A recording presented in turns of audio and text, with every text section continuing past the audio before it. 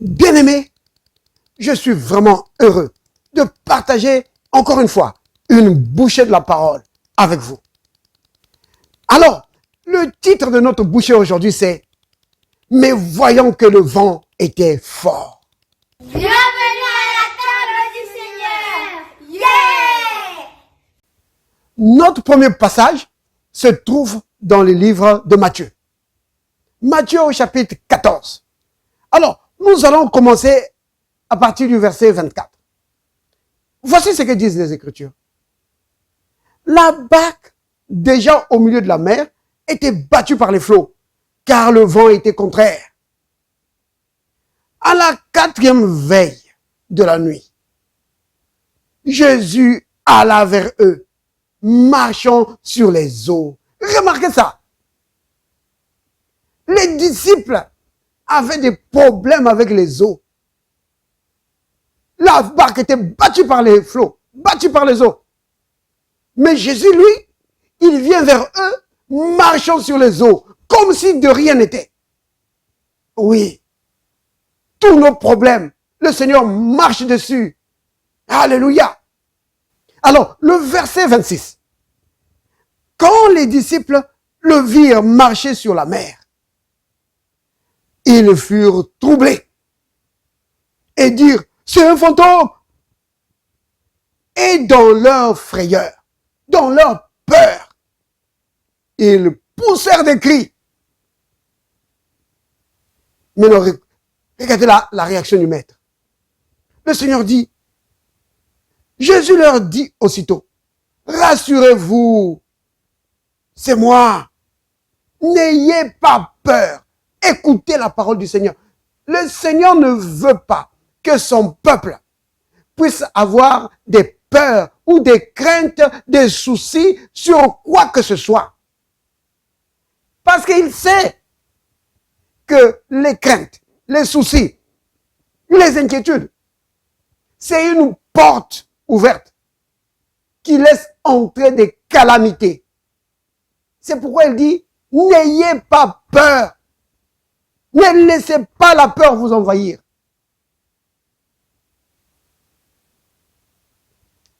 Pierre lui répondit, Seigneur, si c'est toi, ordonne que j'aille vers toi sur les eaux. Et il dit, viens. Vous avez compris? Pierre demande au Seigneur que si c'est lui, alors qu'il commande, qu'il ordonne. Vous savez que le Seigneur s'est commandé, n'est-ce pas? Comme à la tombe de Lazare. Il a dit, Lazare, sors. Il s'est commandé. Oh oui, comme quand il a commandé à la tempête de se calmer. Le Seigneur s'est commandé. Il dit, Pierre dit, Seigneur, tu sais commander. Alors, commande, ordonne, pour que je vienne. Le Seigneur, il dit, viens. Alléluia. Le Seigneur n'a pas dit, Pierre, pourquoi tu demandes une chose comme ça? Pourquoi est-ce que tu ne restes pas seulement avec les autres? Parce que de toute façon, je viens vers vous. Reste dans la barque, Pierre. Non, le Seigneur, il veut que nous puissions marcher sur les problèmes comme lui, il a marché sur les problèmes. Oui, il veut que nous puissions dominer sur les circonstances de la vie comme lui, il a dominé sur les circonstances de la vie. C'est cela. Oh, c'est merveilleux. Il dit à Pierre, viens. Donc, la parole est donnée à Pierre. Viens. Maintenant, Pierre sortit de la barque. Donc ça, c'est le verset 29. Pierre sortit de la barque et marcha sur les eaux. Vous avez bien entendu? Pierre est sorti de la barque et il a marché. Pierre ne s'est pas enfoncé, non. Quand il est sorti de la barque, en s'appuyant sur la parole que le Seigneur lui avait donnée, c'est quelle parole? Viens! Il s'est appuyé sur cette parole-là. Vous comprenez? Pierre n'avait pas un autre appui. Le seul appui qu'il avait, c'était la parole du Seigneur. C'était ça. Et c'est cette parole du Seigneur qui le faisait flotter sur l'eau. Oui. Oh, béni soit le nom du Seigneur. Pierre, il marche sur les eaux. Combien de pas il a marché? On ne sait pas. Peut-être qu'il a fait 1 mètre, 2 mètres, on ne sait pas. Il a marché. De toute façon, bien aimé, même si simplement se tenir sur les eaux, c'est un grand miracle. Oh. Alors Pierre est sorti de la barque et a marché sur les eaux pour aller vers Jésus. Donc, vous vous imaginez la scène. Il sort de la barque, maintenant il marche vers Jésus. Donc, il est en train de regarder le Seigneur. Il a le Seigneur devant lui. Il regarde le Seigneur et il s'appuie sur la parole du Seigneur et il va vers lui. Maintenant, regardez. Mais, ça c'est le verset 30. Mais voyons que le vent était fort. Il eut peur. Et comme il commençait à enfoncer, il s'écria, « Seigneur, sauve-moi !» Vous voyez? Cet homme s'appuie sur la parole du Seigneur et il flotte sur les eaux. Mais tout à coup, le vent devient fort. Vous voyez? Donc, les circonstances naturelles changent. Maintenant, ici, vous regardez le verset 30 ici, on dit, mais voyons. Il ne faut pas penser qu'il s'agit juste ici de ses yeux qui... Non, quand on dit voyons ici, c'est dans le sens, mais constatons que. Il a constaté. Pourquoi je le dis? C'est parce que ici, ses sens étaient impliqués. Pas seulement la vue. Même son corps sentait qu'il y avait du vent. Vous comprenez? Et aussi, il pouvait entendre. De quoi je vais parler ici? Je vais parler des 5 sens. Pour dire que l'ennemi attaque les 5 sens.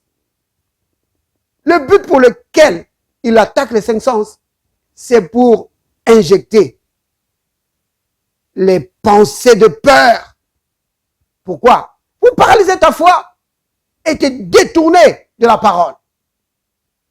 Donc, bien-aimé, la chose qui a arrêté net l'expérience surnaturelle qui avait commencé dans la vie de Pierre, c'était le fait qu'il avait considéré les circonstances et qu'il avait détourné ses yeux de Christ et de la parole que le Christ lui avait donnée. Vous voyez? Quand il a détourné ses yeux de Christ et de sa parole, bien aimé, vous comprenez, ça nous parle à nous là. Nous ne devons pas détourner nos yeux du Seigneur et de sa parole. Toutes les bonnes paroles qui sont dans les Écritures, qui parlent de nous, tu dois garder ça devant tes yeux. Si tu te détournes de ces paroles, la peur va te gagner et tu vas sombrer. Vous voyez? C'est vraiment capital. C'est comme les enfants d'Israël. Ils étaient presque arrivés. Ils étaient là devant la terre promise. Donc, il suffisait de faire quelque part. Ils étaient maintenant dedans. Mais ils ont commencé à considérer les Cananéens qui étaient devant eux. Ils ont dit, oh, ils sont trop grands. Regardez, c'est dans Nombre, chapitre 13. Voici ce qui est dit. Au verset 30. Je vais prendre plutôt le verset 31. Il dit, mais les hommes qui étaient allés avec lui dirent, nous ne pouvons pas monter contre ce peuple. Vous avez entendu ça? Ils ont dit ça de leur propre bouche. Ils ont dit, nous ne pouvons pas monter contre ce peuple. Pourquoi? Car il est plus fort que nous. Vous entendez ces paroles qu'ils ont sorties? C'était une insulte à Dieu. Pourquoi? Parce qu'en Égypte, Pharaon était plus fort que eux. Mais Dieu les a sortis devant la mer Rouge. Et ils ne pouvaient rien faire. Mais Dieu les a délivrés. Maintenant ici, ils disent que non. Ils sont plus forts que nous. Mais il ne s'agit pas de toi dedans. Il s'agit du Seigneur et de sa parole. Garde tes yeux fixés sur la parole. Laisse que la parole du Seigneur, la parole que le Seigneur t'a donnée dans les Écritures, que ça reste là devant tes yeux. Ne te considère pas toi-même. que non, moi je ne suis pas ceci, je ne suis pas assez fort, je ne suis pas bon chrétien. Ne considère pas ça. Garde tes yeux sur la parole. Oh là là. C'est ça qui va te donner la victoire. Vous comprenez bien aimé? L'ennemi va essayer d'injecter des pensées de peur pour te dresser vraiment un tableau tout sombre. Rejette cela au nom de Jésus. Tu dis, peur, je te résiste au nom de Jésus. Je te chasse. Esprit de peur et d'incrédulité, tu n'as pas de place chez moi. Je te chasse au nom de Jésus. La maladie n'a pas de place dans ma vie. C'est cela. Parce qu'il veut te priver de bénédictions que Dieu t'a données. Et pour ça, la seule chose qu'il a à faire, c'est paralyser ta foi. Vous comprenez bien aimé? C'est capital.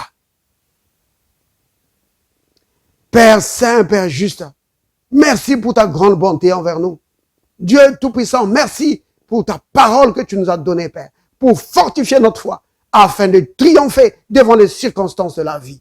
Dans le nom de Jésus, Père, je prie pour mes bien-aimés. Oh, peu importe le problème, que ce soit un problème de mariage, un problème de maternité, un problème de finances, Père, dans le nom de Jésus, que les désirs de leur cœur leur soient accordés maintenant même, au nom de Jésus, et que toute maladie soit chassée de leur corps. Oui, maintenant, au nom de Jésus. Amen.